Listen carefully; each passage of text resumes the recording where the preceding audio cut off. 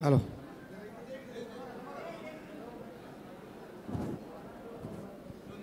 पक्षाच्या 77व्या वर्धापन दिनानिमित्त उपस्थित आमचे नेते बाळाराम पाटील साहेब भाऊ, खास आपल्याला मार्गदर्शन ज्या ताईंनी केले त्या परदेशी मॅडम, त्यांनी अतिशय चांगल्या पद्धतीने मार्गदर्शन केलं आणि आम्हाला पक्षाला शुभेच्छा दिल्या. आणि आम्ही पण तुम्हाला निश्चितच ऑक्टोबर महिन्यामध्ये दिवाळीनंतर याच ठिकाणी आमदारांच्या सत्काराला बोलवू अशी सर्व कार्यकर्त्यांच्या वतीने मी तुम्हाला ग्वाही देतो. आज आपला पुन्हा एकदा जो वर्धापन दिन आहे, बाळाराम पाटलांची इच्छा होती की हा अलिबागमध्येच घ्यायला पाहिजे, पण पक्षाचं अधिवेशन पेंडिंग होतं आणि ते अधिवेशन पण जायला पाहिजे आणि दोन्ही कार्यक्रम व्हायला पाहिजे, म्हणून आज वर्धापन दिन आपण पंढरपूरला ठेवला आहे आणि अधिवेशन पण पंढरपूरला ठेवलं आहे की सगळ्या महाराष्ट्रातल्या लोकांना तिथे यायला पाहिजे, म्हणून हा कार्यक्रम आपण घेतला आहे. आम्ही जास्तीत जास्त संख्येने पंढरपूरला जाणार आहोत. बरीचशी लोक गेलीत. आज आपल्याला पुनवेलकरांना, उरणकरांना आणि रायगडच्या सर्व लोकांना आज वर्धापन दिनाच्या निमित्ताने जो विवेकभाईंचा बेल झाला हे चांगलं गिफ्ट मिळालं आणि विवेकभाईंना पण पक्षाच्या वतीने आजच्या दिवशीच त्यांना जामीन मिळाला. आज होतोय, उद्या होतोय, परवा ऑर्डर होईल, पण त्यांना मिळालं. हे पक्षाचा जे त्यांनी काम केलं त्याची त्यांना पोचपावती मिळाली. लवकरच ते बाहेर येतील आणि जोरात काम करतील. म्हणजे तो पण आम्हाला जोर मिळेल की आता पक्षाच्या सीट जरी नसल्या काही जरी कार्यकर्ता आमचा कुठे हल्ला नाही. मतदार थोडा आमच्यापासून लांब झाला आहे. फ्लोटिंग मतदार आलेला आहे. मतदारांना वेगवेगळी आमिषे दिली जातात.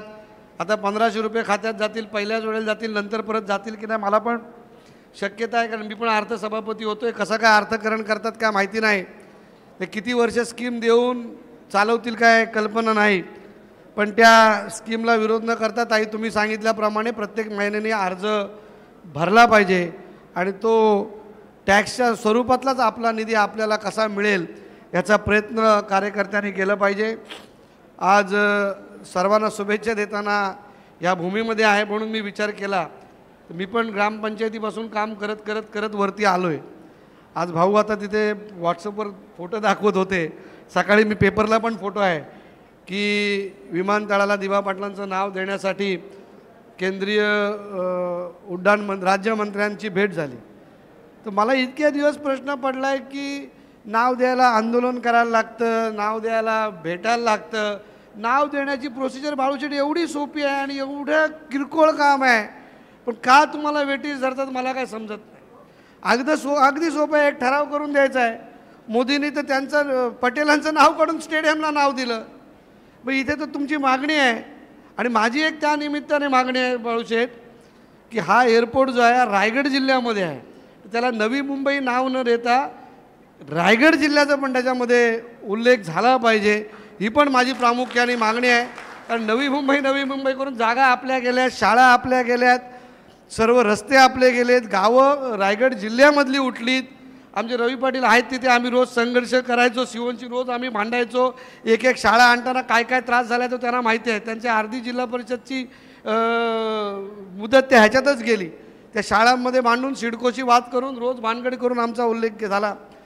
परंतु आज सर्वांना ते नाव देतील नाही देतील, पण आपण आपला बोर्ड लावलेला आहेच आणि आपण उल्लेख करताना तो उल्लेख करतोच. पण आज आम्हाला बाळूशेठ वाटतं की जेव्हा विमान उतरेल तेव्हा ते इंटरनॅशनल एअरपोर्ट दिवा पाटील यांचं नाव कळेल, तेव्हा प्रत्येक विमानातला प्रवासीला वाटेल की कोणाचं नाव आहे. तेव्हा नुसतं नाव न देऊन त्या विमानतळावर त्यांनी केलेल्या कार्याचा उल्लेख जरी झाला पाहिजे आणि त्यांनी काय होते त्यांचे फोटोग्राफी स्वरूपात त्या विमानतळामध्ये आली पाहिजे, ही पण मागणी केली पाहिजे. कारण फॉरेनचा माणूस जो येईल त्याला आल्यावर कळलं पाहिजे की हे कोण होते. नुसतं नाव टाकून उपयोग नाही, त्यांनी केलेल्या संघर्षाचा तिथे उल्लेख झाला पाहिजे. आज सगळे तुम्ही इथे जमलात, सगळ्यांना पंढरपूरला जायचं आहे. मी मनापासून बाळूशेठला शुभेच्छा देतो की बाळूशेठमुळे जिल्ह्यातला एक वर्धापन दिन जिल्ह्यात झाला, नाही तर आज पंढरपूरला झाला असता. आणि आवर्जून मला बोलवलं. मी यायला थोडी टाळाटाळ करत होतो, पण बाळूशेठच्या आग्रहामुळे आज इथे आलो. प्रीतमदादांना भाषण करायची संधी माझ्यामुळे मिळाली.